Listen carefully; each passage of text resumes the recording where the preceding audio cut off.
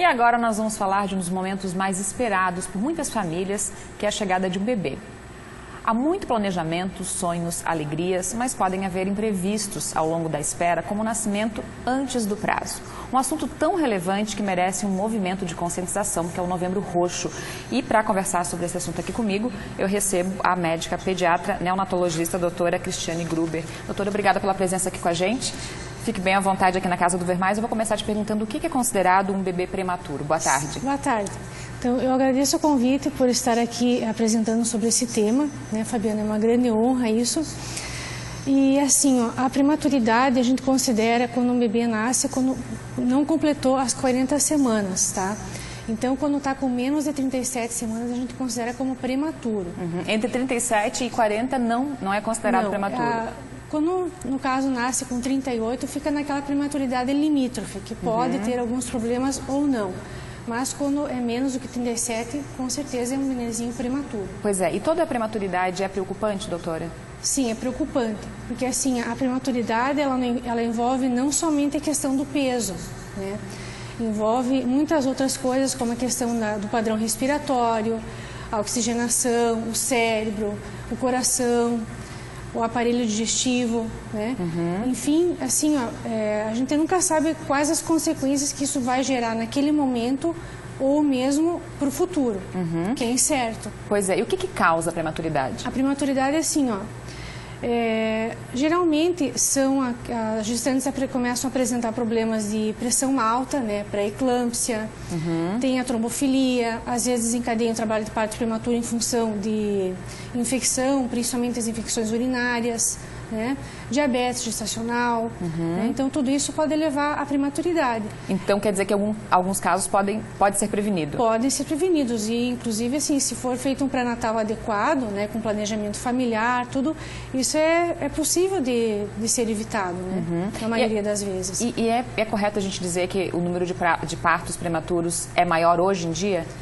Olha, em função da natalidade que está diminuindo, a prematuridade está aumentando, tá? Então, assim, porque no Brasil a gente tem uma incidência assim, ó, aproximadamente a cada 10 minutos está nascendo 6 bebês prematuros. Nossa! Tá? E isso são 340 mil pessoas por ano no Brasil, tá? No mundo são aproximadamente 15 milhões, tá? E tem alguma explicação para isso? É assim, ó, aqui no Brasil, como tem a questão cultural, nível socioeconômico, né? Então muitas vezes a pessoa não tem um acesso a um planejamento familiar, a um pré-natal adequado, então fica essa questão. Então, tipo na Europa, a incidência lá é menor, no Brasil fica em torno de 12% a índice de prematuridade e na Europa seria metade disso. E quais as chances de sobrevivência de um bebê prematuro? Bom, isso é bem variável, né? Então depende da idade gestacional, quanto mais prematuro, maior o índice. Então assim, para cada 100 vai ter um índice de óbito de aproximadamente 20%. E necessariamente todo bebê que nasce prematuro tem problemas? Não necessariamente, porque assim, ó, isso é uma bolinha de cristal. Tá? A gente sabe que assim, quanto mais trabalho deu aquele bebê, mais a chance que ele vai ter de ter algum problema, tá? Mas, enfim, tem alguns que se superam, que a gente nem imagina que estão tão bem quanto a gente está vendo, tá? Então, a gente procura sempre falar para as famílias, olha, teu nenê está indo para casa, mas tem um grande segmento pela frente. Nós não sabemos como vai ser daqui 2 dias, daqui 1 mês, daqui 5 anos, tá? Porque, assim, o que acontece? Eles têm um índice maior de problemas de comportamento, paralisia, dificuldade motora, né? Questão nutricional, diabetes, tudo isso é bem maior do que se for considerar um nenenzinho a termo. Então, na verdade, assim, um nenenzinho prematuro, mas ele, assim, ele vai ser prematuro por toda a vida dele. Pois é, mas tá? ele então, requer... o acompanhamento é longo. O acompanhamento é longo, é isso que eu ia perguntar. Tá? Nós nunca sabemos, pode ser que no comecinho, nos primeiros meses, está indo tudo bem. De repente, chegou um momento lá, puxa, chegou na escola, não consigo aprender matemática. Tu entende? Então, às vezes, fica esse tipo de problema, que a gente é imprevisível. Sim. Né? E também, às vezes, tem pacientes que logo no início tu já percebe, puxa, não está conseguindo engatinhar, sabe? O que nós precisamos fazer? Fisioterapia, vamos atrás disso, né? E quanto mais precoce for essa intervenção, melhor vai ser para essa criança, né? Quanto tempo em média eles ficam no hospital? Geralmente fecha o tempo das 40 semanas. Ah, sim. Tá? Então, assim, nasceu de 37 e vai ficar mais ou menos umas 3 semanas ali, tá? 28 vai fechar as 40 semanas lá dentro. Sim. Mas é variável. Depende da prematuridade, Depende então. da prematuridade. E é verdade que todo bebê prematuro vai ser uma criança menor? Nem sempre. Tá? Isso é bem variável. Também depende da estrutura familiar, né? Da genética e também daquilo que a criança vai ter acesso, né? Então isso é bem variável.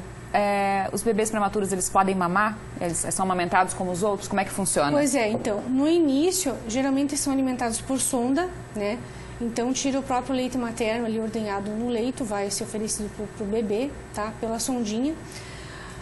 Que geralmente no início eles estão mais instáveis e nem tem essa capacidade de sucção, que a sucção ela só vai aparecer por volta das 34 semanas, tá?